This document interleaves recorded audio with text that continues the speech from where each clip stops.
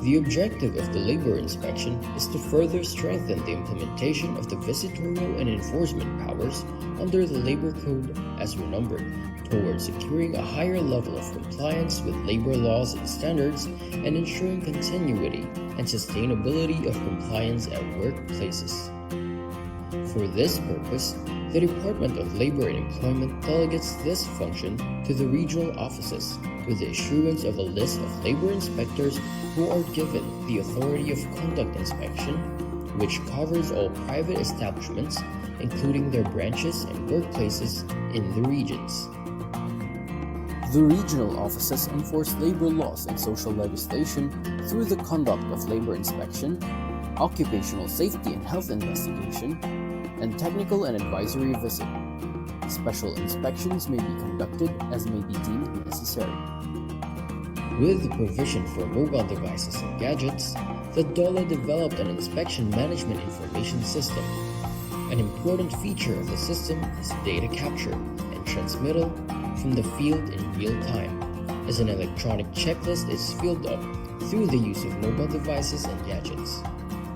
Data are instantly available for viewing and processing to generate reports, statistics, and summons, including real-time monitoring of decent work indicators based on the country's decent work profile.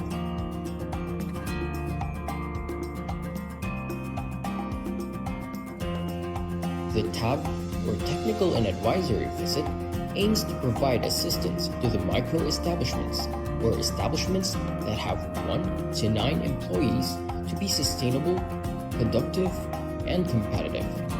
It also aims to transition our micro-establishments to the formal economy that is profitable, while also complying with our labor laws and occupational safety and health standards. There are different ways or modalities to avail TAV. First is the online method. Establishments can enroll in the self-paced technical and advisory modules through our learning management system. For establishments that opted to go with online, they must accomplish the modules within 1 month from the time they registered. Second is on-site. The DOLE regional, field, and provincial offices conduct on-site or face-to-face orientation for the technical and advisory services, wherein micro-establishments are invited to attend. Third is hybrid setup.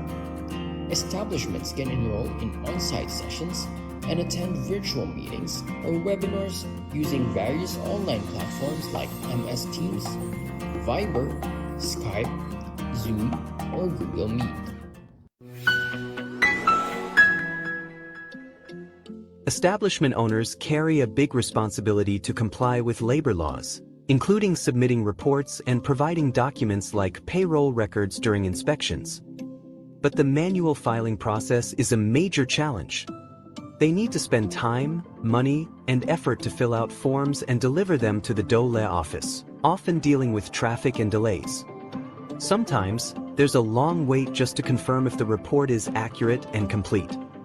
And it's not just employers facing difficulties. DOLE employees also struggle with limited manpower and the time-consuming task of reviewing and processing these reports. The time has come for change. What's required now is a more innovative, streamlined, and efficient process for handling compliance reports.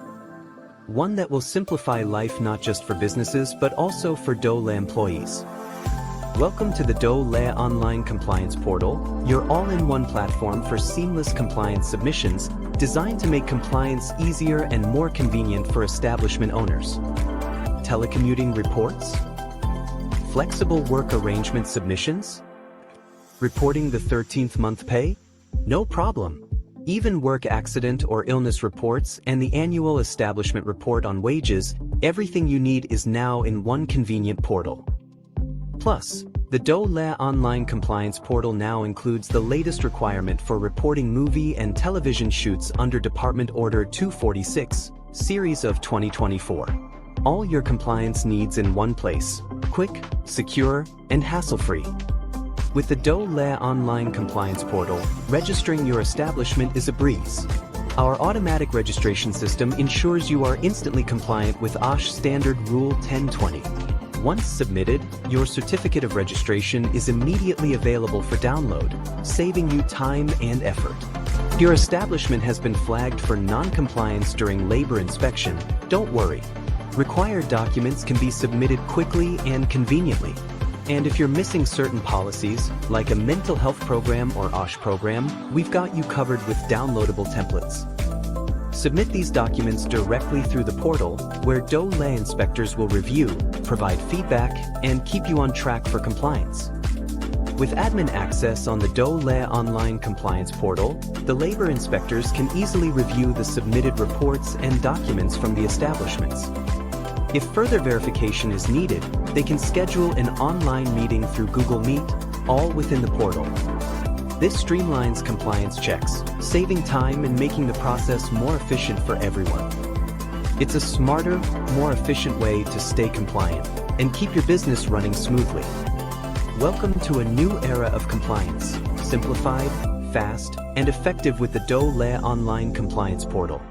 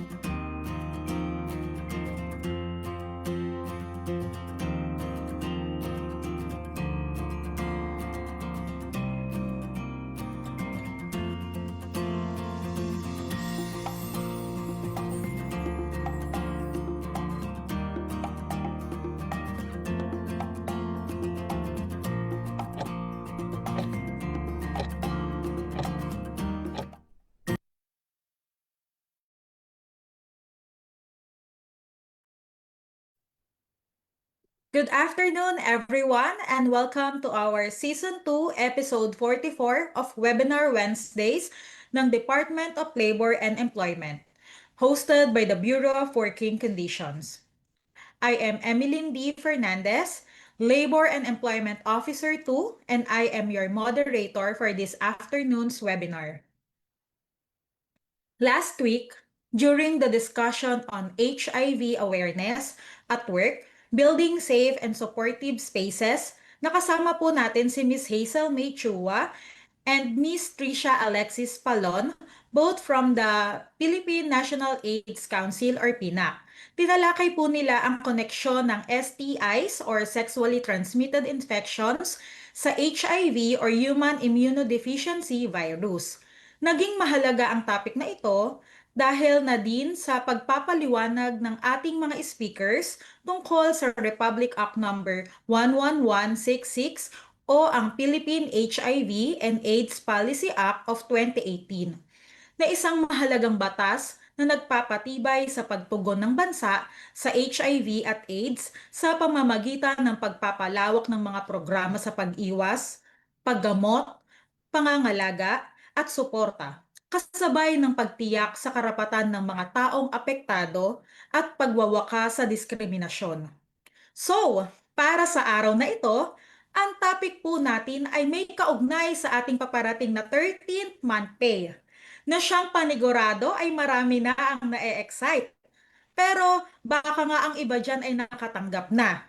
Sa oras na ito, pag-uusapan natin kung ano ang 13th month pay. Sino-sino nga ba ang maaaring makatanggap nito at paano ba ito kinukompute? Sabay-sabay nating alamin ang mga ito sa araw na ito.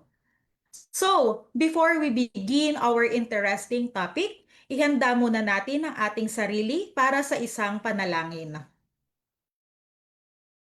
Aming mapagmahal na Diyos, lumalapit po kami sa inyo ngayon na may pusong puno ng pasasalamat para sa pagkakataong magtipon-tipon sa webinar na ito.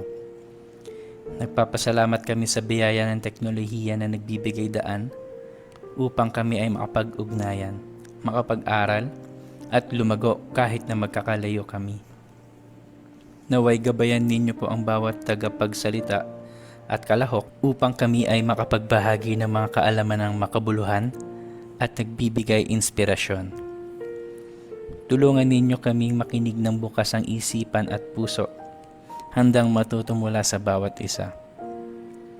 Bigyan ninyo po kami ng kaliwanagan sa kaisipan at kahusayan sa pagpapahayag upang maging makahulugan at may positibong epekto ang aming talakayan. Dalangin namin na ang session na ito ay magtaguyod ng pagkakaunawaan, pagkakaisa, at pagbabahagi ng kaalaman na kapaki-pakinabang para sa lahat. Naway madama namin ang inyong presensya sa aming kalagitnaan na nagtutulak sa isang espiritu na pagkakaisa at respeto.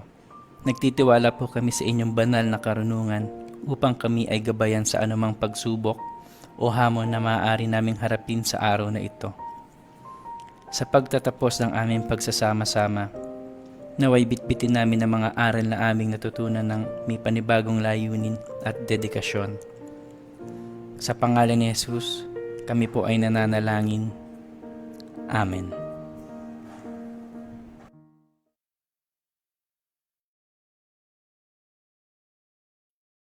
Magandang hapon po muli at hello to our Facebook Live viewers. Thank you for joining us today. Pa-heart react naman po sa ating live stream. Pa-hit na din po ng follow button sa ating Facebook page, Dole BWC 1949, for you to get updated on the latest issuances, announcements, and to know more about occupational safety and health standards in the workplace. Pa-share na din po nitong live stream natin na ito sa inyong mga friends, family, and colleagues, and use hashtag Webinars Wednesday. For your questions or clarifications, you can post it gamit ang ating comment section under this screen at ito ay i-address ng ating mahusay na resource speaker during our question and answer portion. So, excited na ba ang lahat para sa paparating na bigayan ng 13th month pay? At Yes. marahil ang iba ay napapakanta na ibigay na ang Christmas bonus kasabay ng 13th month pay. So, kaya ano pa po ang hinihintay natin? Simulan na natin ang ating Webinar Wednesdays. Let me introduce our resource speaker. Siya ay isang Labor and Employment Officer 3 ng Bureau of Working Conditions.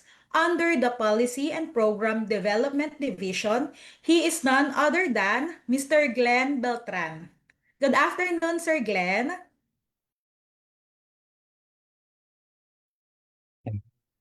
Yes, magandang hapon po. Thank you, Ma'am Ems.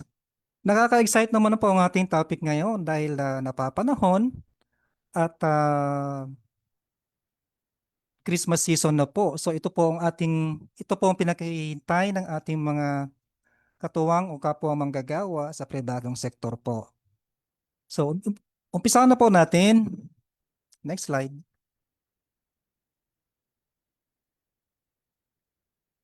Ang topic po natin ngayon ay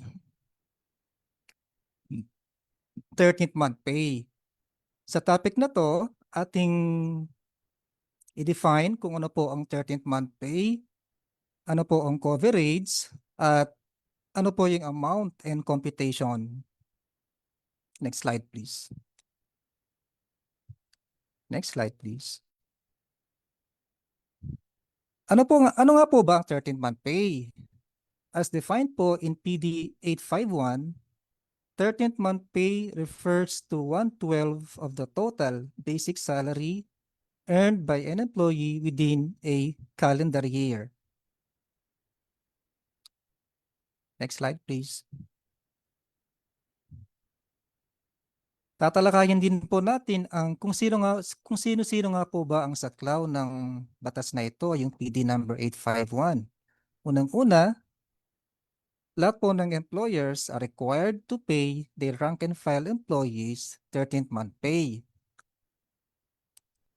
Ito po ay regardless sa nature of employment and methods by which wages are paid. And lastly, dapat po ay nakapagtrabaho po sila ng isang buwan during a calendar year. Doon po sa unang-una, Ang saklaw po ng batas na ito ay rank and file employees po lamang. Sino-sino nga po pa ang rank and file employees? Ito po ay mga probationary, mga project po, yung mga um, ano pa nga po ba, rank and project, tsaka casual po. At regardless po kung ano ang nature po ng employment nila and methods by which the wages are paid. So, hindi po magmamatter kung ang method of payment ay daily paid po sila, weekly paid, or monthly paid, sila po ay entitled sa 13th month pay. At yung pinakahuli po ay dapat po ay nakapag-work po sila ng 1 buwan sa loob ng calendar year. Next slide, please. Ngayon naman po ay discuss po natin ang sino-sino nga po ba ang hindi covered ng PD 851. Unang-una, government and any of its political subdivisions, including GOCCs, o yung tinatawag na government-owned and controlled corporations, except those operating essentially as private subsidiaries of the government. Pangalawa po, employers who are already paying their employees a 13th month pay or more in a calendar year or its equivalent at the time of the issuance of PD number 851. Next slide, please. Next po ay yung employers of household helpers and persons in the personal service of another in relation to such workers. Ito po yung mga kasambahays natin. Sa batas na po ito, hindi po entitled ang ating mga household helpers. Pero sa RA 9-10361, ito po yung bagong batas na sumasaklaw po sa mga kasambahays natin or household helpers po. Sila po ay entitled na po sa 13th month pay. Next po, employers of those who are paid on purely commission, boundary, or task basis. Ito po yung commission basis po, yung mga paid on commission basis, ito po yung mga, let's say, mga insurance agents po. Sila po ay hindi entitled sa 13th month pay. At yung task basis po, ito po yung ating mga piece raters. Sila po ay hindi saklaw dahil sila po ay binibase lamang po nila ang kanilang output sa buong year po. Kaya hindi po sila entitled. Those who are paid a fixed amount for performing specific work irrespective of the time consumed in the performance of thereof, except for the workers who are paid on piece rate basis po. Next slide, please. Ito naman po yung mga covered po ng 13th month pay. Unang-una, employees who are paid on piecework basis. Nabanggit na nga po natin kanina na hindi po sila entitled dahil sila po ay ang kanilang output ay nagbe-base lamang po sa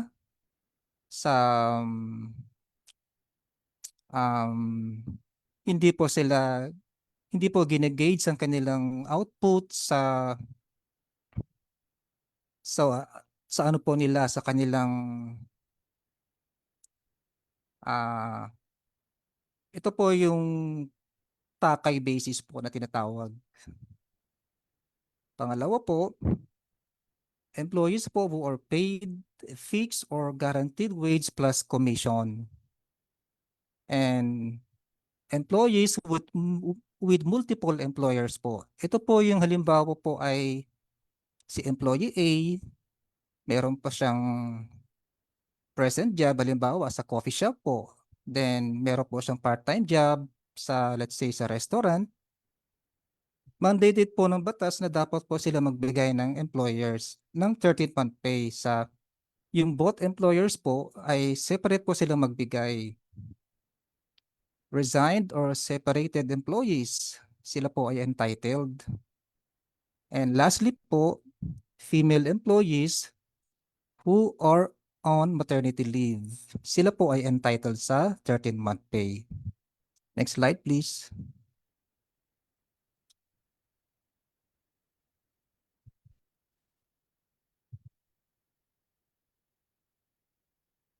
Next slide please.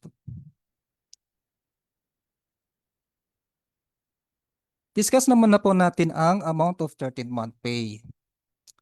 Ang amount po ay it shall not be less than 1/12 of the total basic salary earned by an employee in a calendar year. So ang default formula po natin lagi is divisor natin is 12. And then dapat po is one month po in a year, in a calendar year, para maging entitled po sila sa 13th month pay. And hindi po kasama dito ang allowances and monetary benefits which are not considered or integrated as part of the regular basic salary. Ito po yung mga monetary benefits po na hindi po kasama sa basic salary. Maliban na lamang po kung ito ay isinama po through CBA or contract po or company policy po. Kasama po sila. Next slide please. Sa time of payment naman po tayo. Sabi po, mandated po ng batas na ang 13th month pay ay it shall be paid not later than December 24 of every year. An employer may give to employees 1/2 of the 13th month pay before the opening of the regular school year and the remaining half on or December 24 of every year, subject of an agreement between the employer and the recognized collective bargaining agent of the employees. So maliwanag po na ang 13th month pay ay mandado po ng batas na dapat mabayaran po ng buo on or before December 24. Pero pwede naman po itong dalawang payments. Sabi po dito dapat before the opening of the regular school year and the remaining half on or before December 24 of every year. So maliwanag po tayo dyan. Next slide please.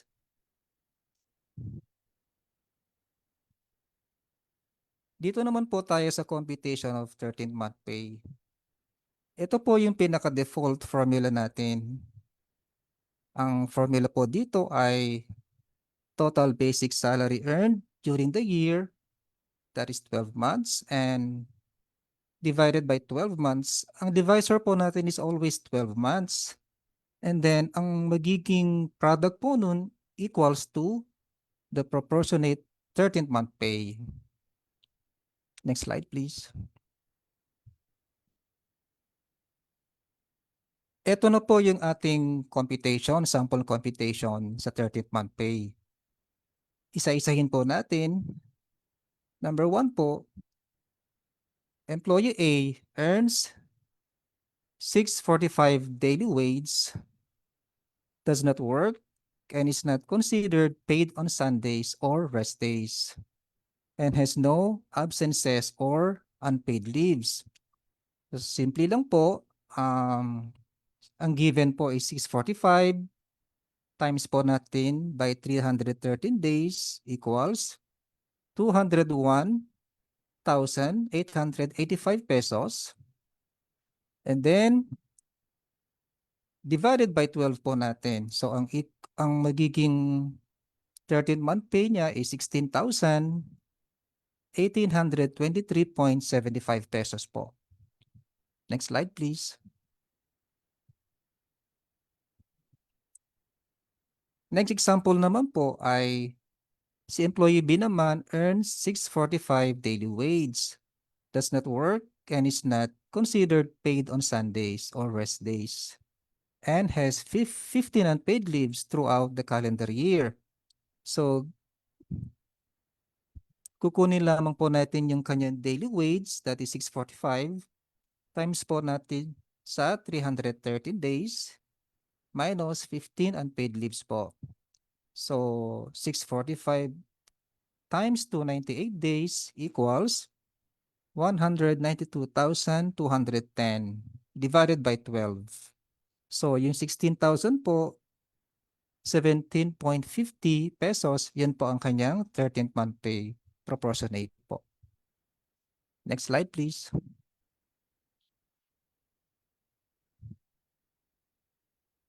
And last example po para sa computation ng 13th month pay. Employee C earns 645 daily wage, does not work, and is not considered paid on Sundays or rest days, and resigned on June 30 of the calendar year, and then worked for 157 days. So, i-multiply po natin yung 645 times 157 days. Ayan po yung kanyang product, 101,265 po. And then, i-divide po natin by 12. So, yung kanyang proportionate 13-month pay is 8,438.75 pesos po. Next slide, please. Ito naman po sa no exemption or deferment po. Napaka-importante po nito. Sabi po dito, no request or application for exemption from payment of 13-month pay or for deferment of the payment thereof shall be accepted and allowed. Dahil nga po under PD 851, ito po ay mandato ng batas. So, bawal po ang request of or application for exemption or from payment or deferment po. At yung panghuling requirement po is napaka-importante din po. Ito po yung reportorial requirement po. Ito po yung reporting through DOL establishment, report system, at reports.dol.gov.ph not later than January 15 of the following year po. So ito po yung ito po talaga yung pinaka-importante. Dapat accurate po, dapat nagre-reflect po lahat dun yung mga kailangang requirements po na dapat gawin ng establishments po. Next slide, please.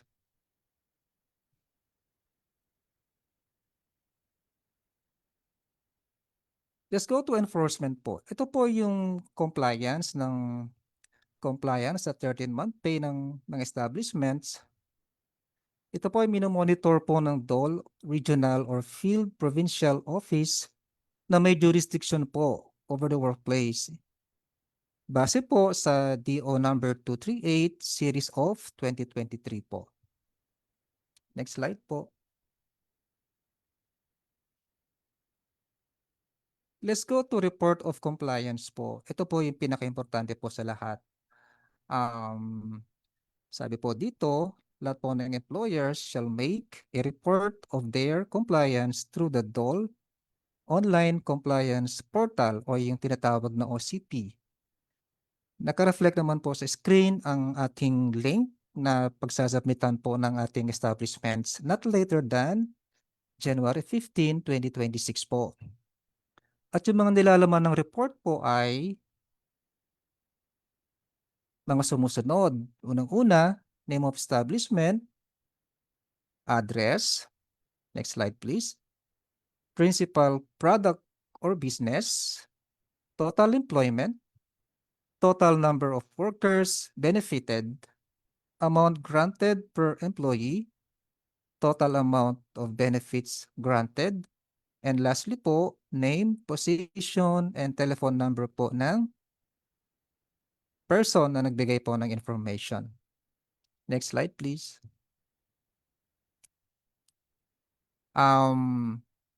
Para po sa kung ito po yung latest issuance po ng Bureau of Working Conditions, ito po yung handbook na tinatawag na Workers statutory monetary benefits po. Nandito po lahat ang mga labor standards natin, sa mga computation po natin, sa mga benefits, consolidated po lahat dito. So download lang po natin through our website pwc.dole.gov.ph po. Next slide please. Okay, dyan po nagtatapos ang ating talakayan ngayon. Maraming salamat po sa pakikinig sa lahat. God bless po sa lahat. Thank you.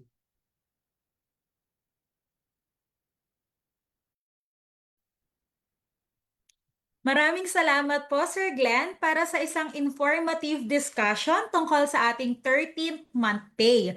Pero, idadagdag ko lang po lamang, noong November 15, napirmahan po ang ating Labor Advisory Number 16, Series of 2025, na may title na Guidelines on the Payment of 13th Month Pay.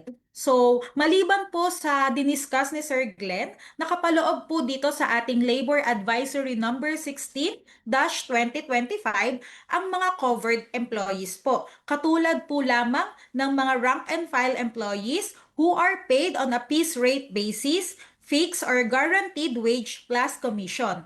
Those with multiple employers, those who resigned, were terminated from employment, or were on maternity leave and receive salary differential. So, doon po sa sinasabi po natin na labor advisory, nakapaloob din po doon kung magkano at paano po kinukompute ang ating 13th month pay. So, nakapaloob doon yung sample computation na pwede nyo pong aralin at pag-usapan po sa inyong company. Nakapaloob din po doon yung kailan po dapat matanggap ng isang empleyado ang kanyang 13th month pay. Base po sa nabanggit ko pong labor advisory, sa number 4 po, type of payment is the 13th month pay shall be paid on or before December 24, 2025. So, ilang araw na lang po matatanggap na po natin ang ating 13th month pay. Kaya, panigurado excited na po ang lahat. Pero, sa ngayon po, dumako po muna tayo sa ating question and answer portion.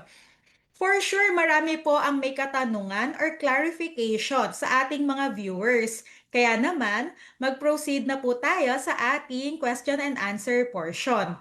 Ginather po natin ang inyong mga queries at ito po ay sasagutin ng ating resource person. So, for our first question, ayan, sir, ang unang question na natanggap po natin, sino ang may karapatang tumanggap ng 13th month pay? Sir Glenn? Thank you, Ma'am M, sa first question. For the first question po, sino nga ba ang may karapatang tumanggap ng 13th month pay? Sabi po ng batas, under PD 851, ang mga may karapatang tumanggap ng 13th month pay ay mga rank and file employees sa private sector, syempre, who have worked for at least 1 month during the calendar year po. Thank you, Sir Glenn. Next question po. Ayan. Are managerial employees entitled to 13th month pay, Sir Glenn? Okay, syempre hindi po. Ang ano lamang po, ang entitled lamang po na makatanggap ay mga rank and file employees po. Generally, hindi po entitled ang managerial employees po. They are excluded po from receiving 13th month pay. The benefit is intended only for rank and file employees po. For our third question po, entitled din po ba ang mga kasambahay sa 13th month pay? Wait lang. Anong question na yan?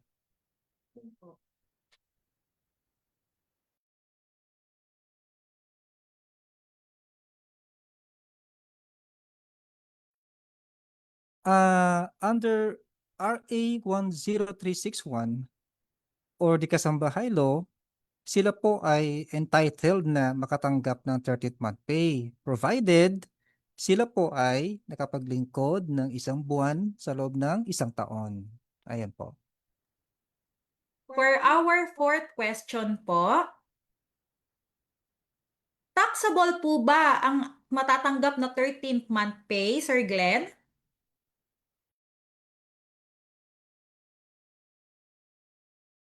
Okay, for the fourth question, hindi po taxable ang 13-month pay hanggang 90,000. Ibig sabihin, kung ang total amount ng 13-month pay ay at iba pang benepisyo ng empleyado ay hindi lalampas sa 90,000 sa loob ng taxable year, ito ay hindi lalampas sa 90,000 sa loob ng isang taxable year. So maliwanag po pagka hanggang 90,000 lamang po. Ibig sabihin, exceeding 90,000, yung excess po nun ay taxable na po. Thank you. Ang ating panlimang katanungan po ay, ang mga empleyado po ba na may mahigit na 2 o 3 employers ay tumatanggap ng 13th month pay mula sa bawat employer? Alright, entitled po silang makatanggap ng hiwalay na 13th month pay sa bawat employer. Base na rin po sa respective earnings in a calendar year. Hiwalay po, so dapat halimbawa kung ang employee ay nagtatrabaho po, si employee A nasa coffee shop, employee B nasa restaurant naman po, so meron siyang 2 employers or more, mandato po or dapat po nabayaran po ng kanilang employer separately po ang 13-month pay ng kanilang empleyado po. Thank you po. Yan. Pang-anim, Sir Glenn, ano po ang pagkakaiba ng 13th month pay at Christmas bonus? Okay. Ang 13th month pay ay mandado po ito ng batas. It is mandated by law. Ibig sabihin, lahat ng employers are required to pay their rank and file employees. While ang Christmas bonus naman, ito po ay discretionary lamang po. Employers may choose to give bonuses as a gesture of appreciation, reward, or incentive. In short, 13th month pay is legal entitlement while Christmas bonuses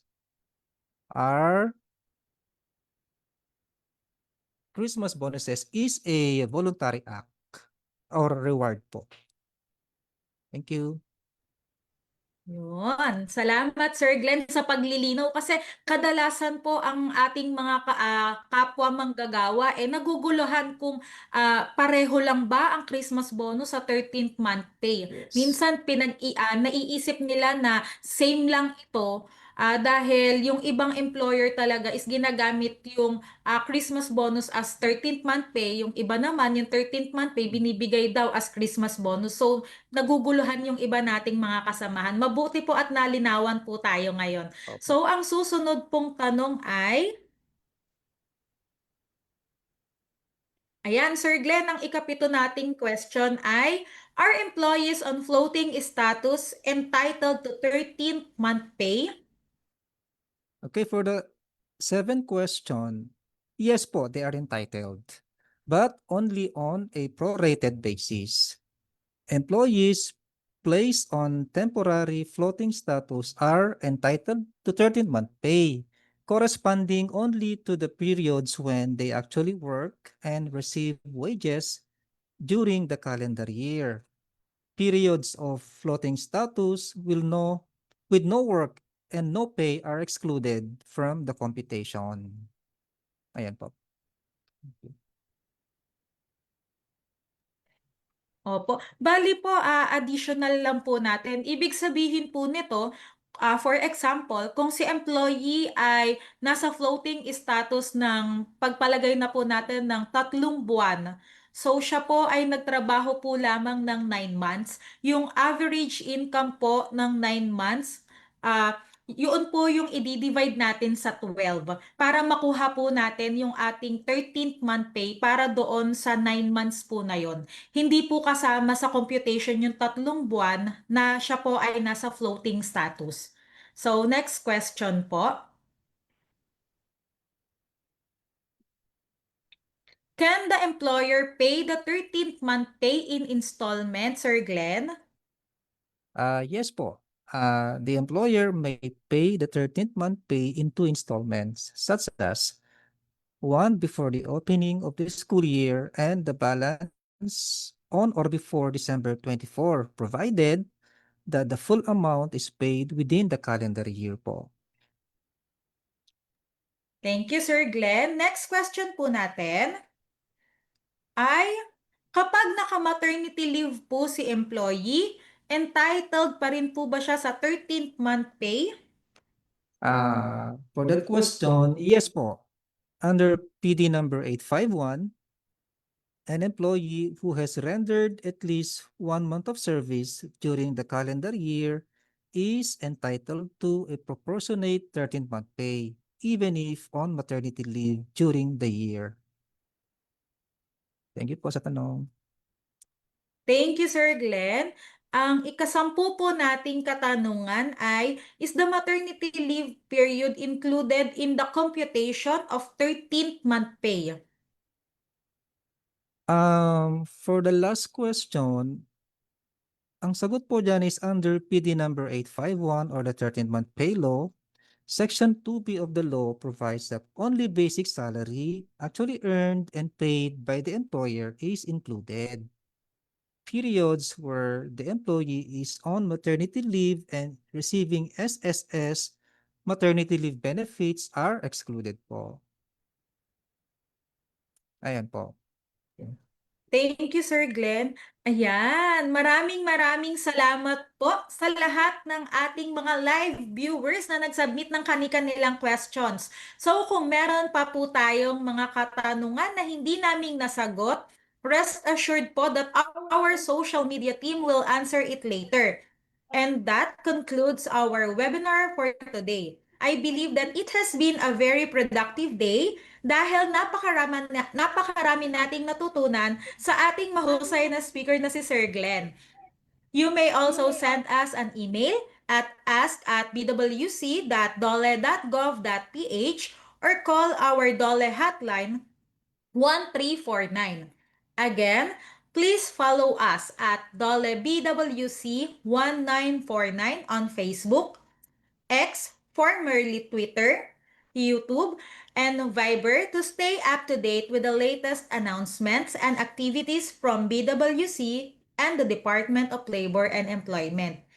I-share na rin ninyo ang video na ito sa inyong mga friends, family, and colleagues at huwag kalimutan gamitin ang hashtag Webinar Wednesdays para mas marami pa ang maging informed sa mga programa ng BWC, ng DOLE at ng kanilang mga attached agencies para sa kapakanan ng mga manggagawang Pilipino para sa bagong Pilipinas. If you missed any of our webinars, please head to our YouTube channel at doon po mapapanood lahat ng ating Webinar Wednesdays episodes from Season 1 to Season 3. On behalf of the Bureau of Working Conditions, maraming salamat po sa inyong pakikiisa. See you sa ating susunod na mga episodes. Once again, this is Emeline D. Fernandez, your moderator, signing off. Thank you po!